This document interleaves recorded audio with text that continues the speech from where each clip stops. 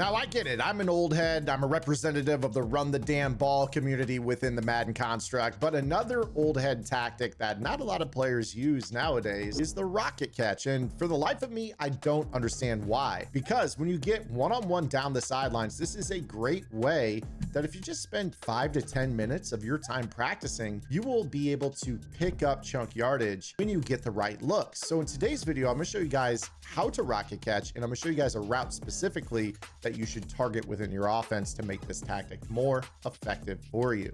So make sure you guys are subscribed to the channel, hit that notification bell, grab out your pen and pad, and let's get after it. Now, the type of formation I'm going to recommend here for you guys to rocket catch out of is going to be some sort of 2x2 type formation. Now, me personally, I am a huge fan of the Minnesota Vikings offense. I have been in this since launch of the season, and suddenly there are a lot of players that are starting to take notice of what this book affords you. I have my full bunch tight end offensive game plan on gridirongameplans.gg right now, and I soon will have a 2x2 tight with the tight Y off and the tight Y off week coming into that game plan as an update. So stay tuned for that. I've also got some ace personnel stuff for running the football and just finishing drives and finishing in short yardage situations, especially down the red zone, coming in the very near future. You guys can unlock that game plan as well as everything else on the website. Link in the description. Go check it out. Let's start off with how we're going to do this against a man-to-man defense. So many players out there right now like to run cover 0 blitzes, a little bit of cover 1, sometimes a little bit of 2-man under. And when you get these one-on-one looks on the outside, one of the better routes that you can throw is a compressed receiver on a slot fade. First and foremost, if they press, a lot of times we cover 0 and cover 1, these routes get fantastic release animations and beat press up the field for lob touchdowns. But we're going to be playing against off coverage here in this particular example. So I'm going to show you guys the best way to throw these. There are 2 different methods you guys can use. For the non-freeform method, here's what we're going to do. We are going to pass the ball down. You guys can choose whether or not you want to throw this down and inside or down and outside based off of the leverage of the DB, meaning that if your opponent shades you inside, you snap the ball and you realize that DB kind of slides inside leverage towards the middle of the field, you might throw this down and outside, so that way you can get the better leverage when you do this rocket catch animation. If that DB is playing to the other side, obviously you would flip your pass lead away from the DB essentially. So when I snap this ball, I can show you guys that I could go inside or outside. Let's do an inside pass lead. And you see how I can turn around on a dime and box out this DB. One of the things that you have to understand about Madden 26 is that it is extremely aggressive catch friendly. Players with no stick skill whatsoever are just chucking the ball and aggressive catching all over the field. And this is largely due to the fact that there is a thing in the game that is called body position or leverage catching. When you get a player in between the defensive back and the quarterback catching a football with box out potential, this is going to give you a much higher odds of catching the ball in traffic. Also, keep in mind that I'm doing this against the AI that has better responsiveness. So many players online, like myself, for instance, have a habit of wanting to click on and try to play a interception animation or a SWAT animation or a play the receiver animation. And if you've learned one thing in the game this year, it's that when you click on, bad things happen. I am team no click on until they patch this game. So a lot of times if your opponent clicks on, you will catch this the vast majority of the time, even more so than what you get against the base AI. So that was an inside pass lead. Now here's the trick for this. When you pass lead, continue to hold the left analog stick in the same direction. Do not take your thumb off of this while you click onto the receiver. What this is going to do is this is going to make it so it's easier to turn them around on a dime to create that separation from the defensive back. And you see right there, with the one-on-one, I was able to catch it. Even right there with the safety coming into the play, I was able to catch it as well. And the cool thing about this is you can do this to either side of the field. Just make sure you hold your pass lead the entire time. This makes the receiver turn around on the spot. If you release the pass lead, your receiver will drift, and this will make it a lot easier for the defensive back to defend. So you see right here, when I'm getting that cover 1 or that cover 0, there's no safety help over the top capping the throw.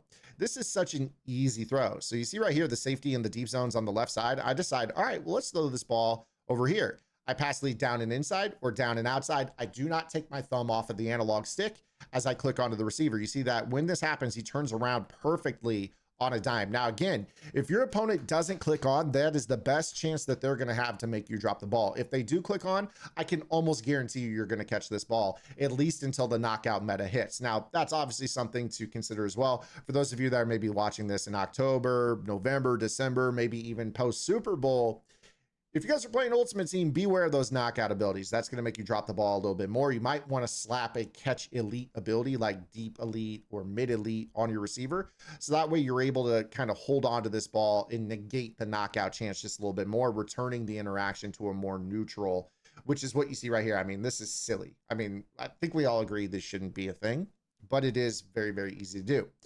Now, one thing that I want to talk about with this is that this is a regular pass lead. I am not really doing anything crazy with this. It's just the left stick. I'm not free-forming it.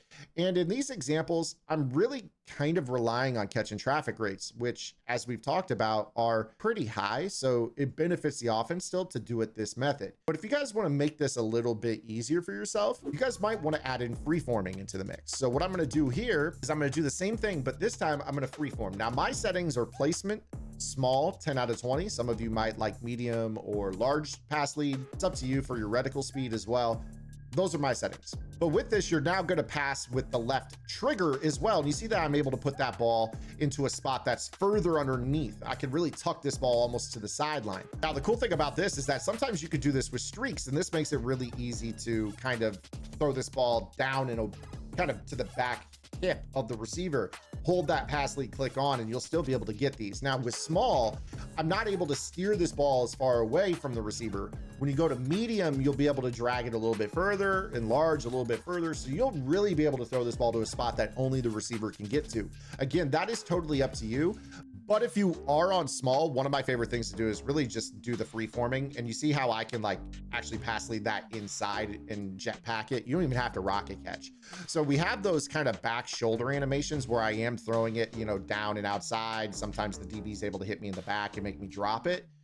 Still a good catch rate. But then when I start to work this as more of a free form straight inside, this is where we're going to get the jetpack action, where I can really get to a spot and prevent them from having any chance of getting to me. So really, really cool to be able to do that. And obviously, like, you know, you have to avoid safety help. So one thing I might do is run a streak down the middle and then throw this kind of inside. And you see here how I can just cut that off against man-to-man super, super easily. Now, those are two user catch tactics you can use against man-to-man. Let's start to work our way into zone. Obviously, match is going to be very similar because it just converts into man-to-man. So we're going to skip that part here. Let's get into zone coverage here. So I'm going to call something like a cover 3 or a cover 4, just anything where you have a one-on-one down the sideline with this. And you're going to see that you could basically do the exact same thing here with this, where you could throw this as just a back shoulder or a down and inside and just hold your pass lead. And this will make it so you can get these catches. But again, you might be in a situation where, you know, you're not liking the animations, you're dropping it a little bit more than you want. One thing that I will do against zone to make this even easier is I will add in streaks. This will make it so the outside deep zone has to worry about 2 routes at the same time, and that will detach him from being able to get a better break on ball on this throw. So now you're in a spot where you don't really have to just go out there and throw corner routes. A lot of people are going to see this and they might, you know, they might switch stick, but this is going to be super easy to throw this ball, and that DB really can't get to you without a knockout ability, and you can do this to either side of the field. So again, it's really up to you what you want to do with this, but you'll see here, especially on this wide side of the field, that this is a really easy tactic to be able to use your catch slot phase against zone. So there you guys have it. I mean, this is really how you can use or catch this route from 2x2 compression. It opens up your offense in a big way. You can attack man-to-man on the sidelines. You can attack deep zones on the sidelines and actually win those one-on-ones. A lot of people, when they see those deep zones, they think I've got to get that out of there by using a pull route. Well, you can actually throw to a primary receiver and use that route as a pull route or as the actual route that you want to throw. So a really, really big element to add to your offense. I think user catching is just something that a lot of players don't really give a lot of attention to anymore. It's been since like the Xbox 360 era that people have really tried to user catch and rocket catch and do these special catch animations that could avoid knockouts. And I think that a lot of it has to do with the 3-button catch system, the 2-man interactions in the game, but you can detach with this with the right pass leads and the right click-ons. And I hope this video helps you guys out. I will catch you guys on Monday. Until then, this is Zan. Get in the lab and good luck.